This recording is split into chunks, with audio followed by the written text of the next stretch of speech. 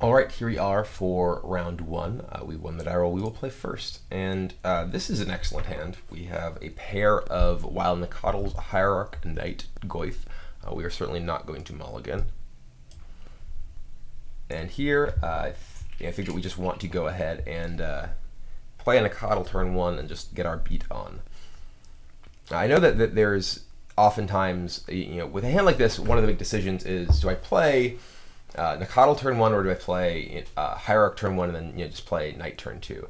I think generally speaking, you want to lead with Nacatl because, especially in a hand like this where you have multiple Nacatls, just because it puts so much pressure on your opponent, even if they have removal spell.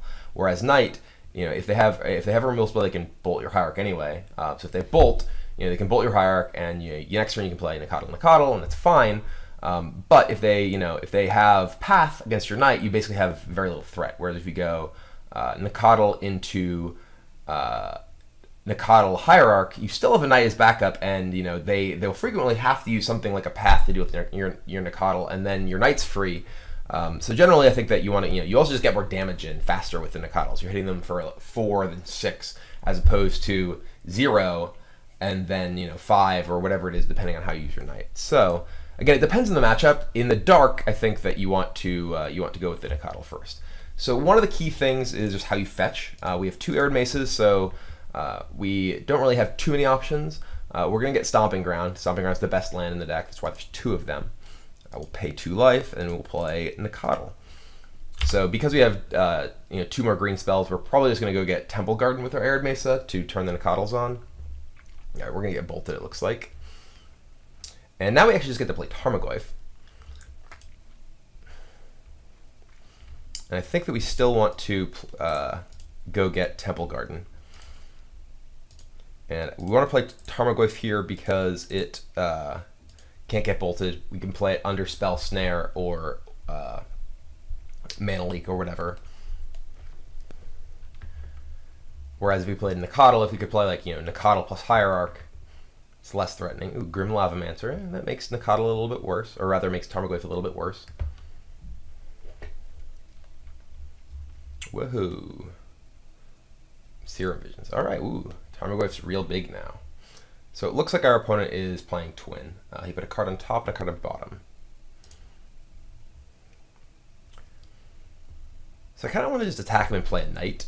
One of the reasons that I want to do that compared to play all 3 of these, if I do play all 3 of these, I can hit him. Maybe actually, it's interesting because I play all 3 of these. I hit him for 6 this turn. Then I have multiple threats, including Double Exalted, which makes tapping a guy down not really super exciting for him. It also gives me access to a ton of mana with the Horizon Canopy as well. So I actually think that playing the 3 cards may be better. Because Knight here, knowing that we're up against, we're likely up against Twin. I think that the sequence of plays our opponent has made make it seem very likely that our opponent is playing Twin. Having access to a lot of mana against Twin is nice. Also, we currently have no way to actually remove anything, and we have a Horizon Canopy in our hand. So being able to sort of enable our Horizon Canopy by having the extra mana from the Hierarchs is quite nice. We hit our opponent down to 9 if we do it this way, and then we could potentially, if our opponent doesn't have anything, he's also just dead to a bolt. Whereas if we play Knight, Knight isn't really a huge threat yet. Our opponent only goes down to 11, so even finding a bolt doesn't necessarily win the game. So I think we want to do it this way.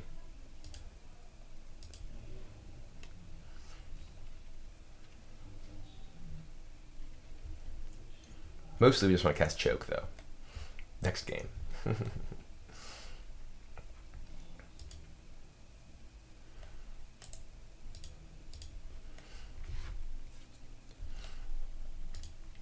Alright, so attack for 6.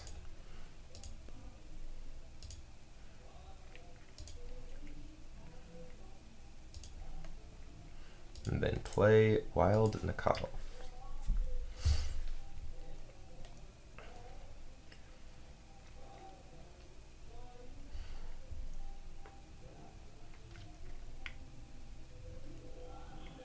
Yeah, the most likely play here is just my opponent doing nothing, which is exactly what happens.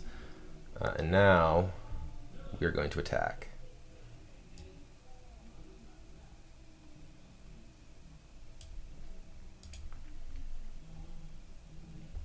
probably going to get something tapped.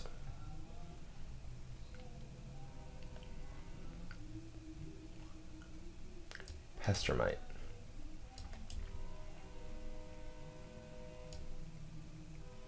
Okay.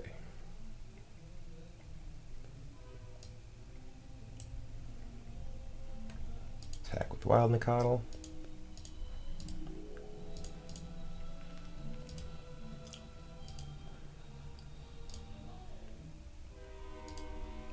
There's a lot of noise in the background that I'm not sure if you can hear, but it's kind of amusing to me.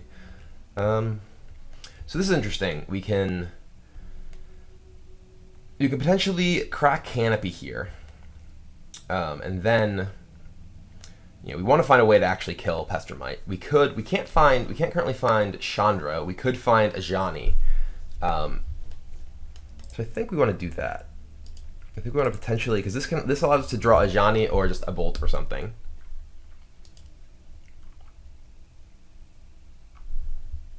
Ooh, Pridemage is also nice.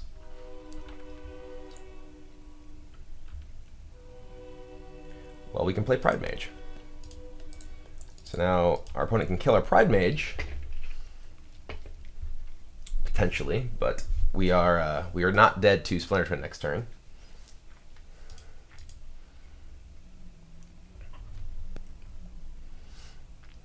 Tectonic Edge. It's interesting.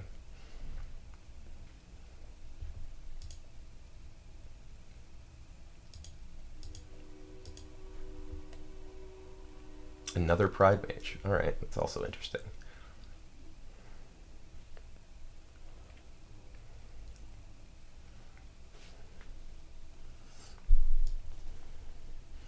So if our opponent removes these two, our growth is only 3.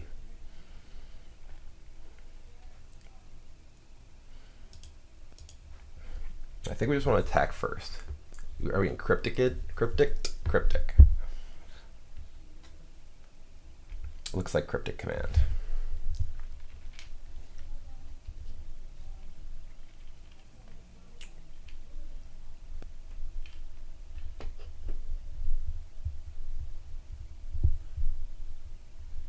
All right. He didn't attack me with Pestermite though. All right. So Cryptic resolves, and then I can play a second Pridemage, so I'm not dead to a Splinter Twin plus Lavamancer activation. I think a lot of these decks don't actually even have Kiki-Jiki anymore.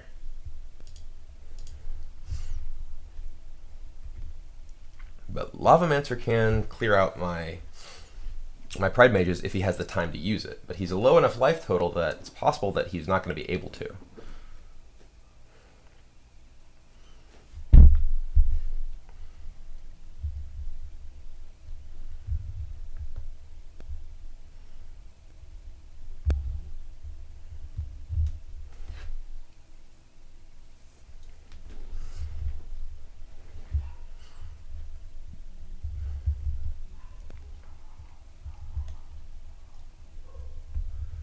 We have lots of creatures that are very threatening for him too, so.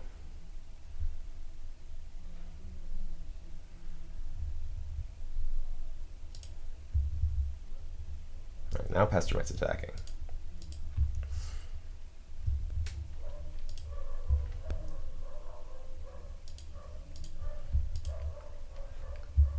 Ooh, a Lightning Bolt, that's really good. All right, well, let's attack him. I'm guessing there's probably another Cryptic.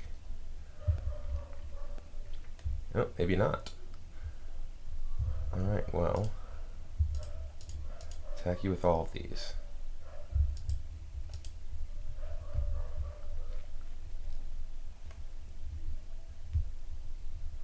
So like Pestermite, untap Pestermite, block. Doesn't make much sense. Snapcaster, sure.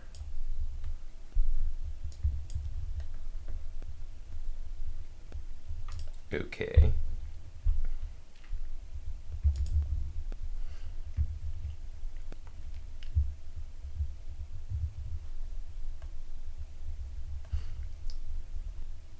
Probably gonna be able to kill him here with Lightning Bolt.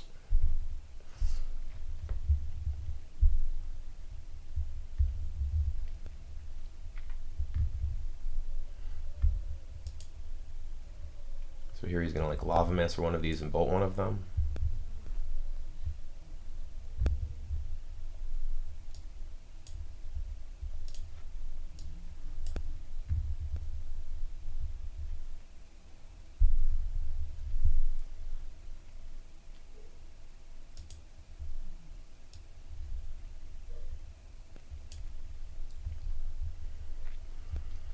So now I just want to play my knight.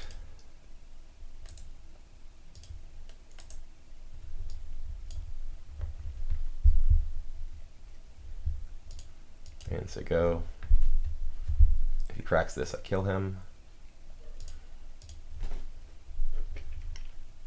I suppose I could just bolted this, but most of these decks don't have like Dispel or anything like that anymore.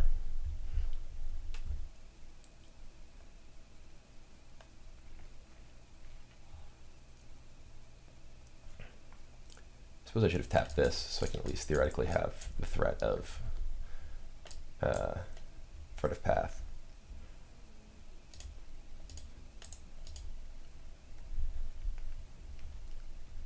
All right, then we win.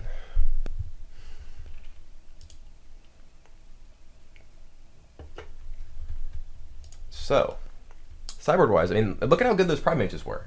You know, he had to set up something so, you know, convoluted to be able to actually beat my Pride Mages that he just didn't have enough time. And you know, they're definitely very valuable in those situations. So sideboard-wise, Linvala is good at stopping their combo, and chokes are great. I also kind of like Thrun, depends on the version of their deck, but I think the Planeswalkers are generally pretty bad here. They're sorcery speed and cost 4, and don't do anything to stop the combo. So these three definitely come out. It's possible that Thrun just shouldn't be in the deck, just for that reason that it costs 4 mana, and you know, I need things that can actually, you know, if they're going to cost that much, they need to be something that is actively stopping my opponent from, you know, just winning the game. But I like keeping in my bolts and paths. Obviously, Pride Mages. The key card here is Choke. Being able to shut down their mana so that they can't, you know, end step and then main phase an expensive spell is very valuable. So, and against a lot of the versions, I'm not a huge fan of Ooze, but Ooze, I think, against a Lavamancer plus Snapcaster version is quite nice. So let's actually just cut the Thrun. Thrun is relatively expensive. Some of them have Blood Moon. That I don't think Blood Moon is actually great against me, but cards that aren't awesome, that require you to get specific combinations of lands, like Thrun, you know, needing double green. You know, you certainly don't have to get 2 forests. Linval is obviously impossible to cast under a Blood Moon unless you have mana creatures, but it actually can, you know, keep them from being able to win the game. So let's go ahead and just submit here. Boom.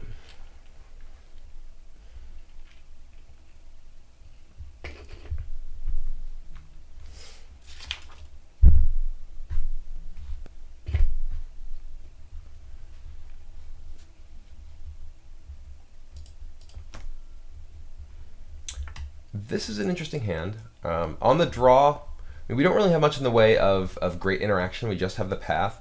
Yeah, we have a turn 1 Nacatl, but we currently don't have a second mana source, so I think it's worth mulliganing. And this is a better hand. We don't really have any